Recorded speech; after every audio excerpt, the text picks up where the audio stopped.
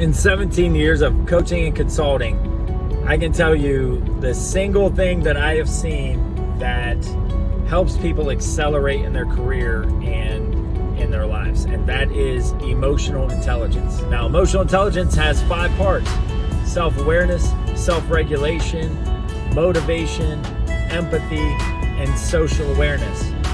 And typically, where people get hung up the most and why people get stuck is starting with self-awareness. Most people don't know themselves very well. And there are so many tools available to help people get to know themselves if they would just take the time.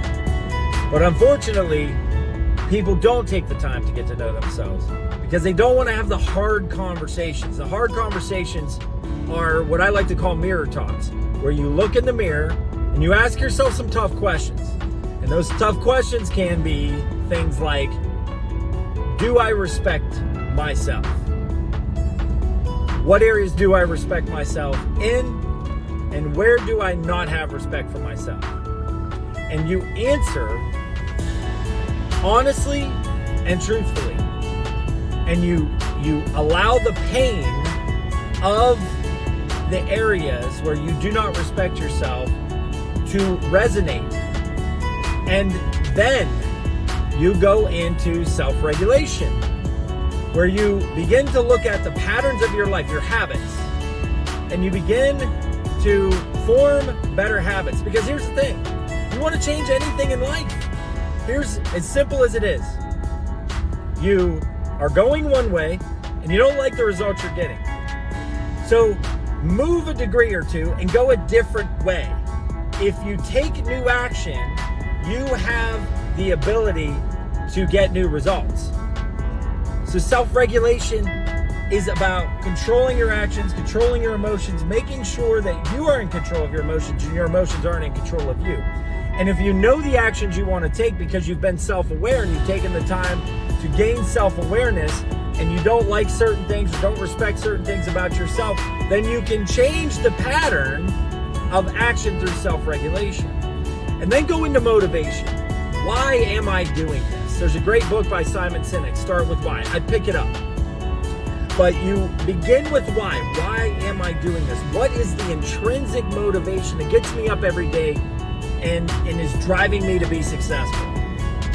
Take some time to look at that motivation. And then empathy. What are the problems in the world? Where is there suffering in the world that stirs my emotion? You know, I think hate, when it comes to empathy, can be just as powerful as love. Now, I think love is the answer to eradicate hate. However, looking at what you hate, I hate genocide. I hate human trafficking. I hate people trying to control other people. I hate manipulation through religion or politics. I hate it. And that hate can be a driving force towards bringing more love into the world, because if we eradicate that which we hate, we have the opportunity to have the opposite, which is love. And it is love in your service that can drive those things out. And then finally, social awareness. And this is a leadership trait. You have to be able to read a room.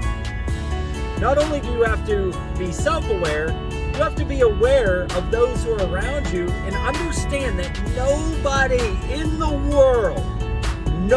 world thinks exactly like you, behaves exactly like you, or communicates exactly like you. Everybody's different.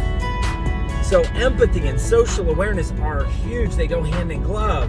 To have that heart to try to eradicate suffering in the world, to try to make the world a better place, we have to empathize with where people are, but then we have to be able to read a room and have social awareness enough to try to bring people together for common good, for common purpose with mutual respect towards a common vision with symbiotic disciplines. And those 5 areas, if you can get emotional intelligence, starting with self-awareness, there's no limit to what you can do in this life. There's no limit to what you can do in your leadership. And there's no limit to the happiness and the joy that you can experience. And that's all I want for you. Lead on, my friends.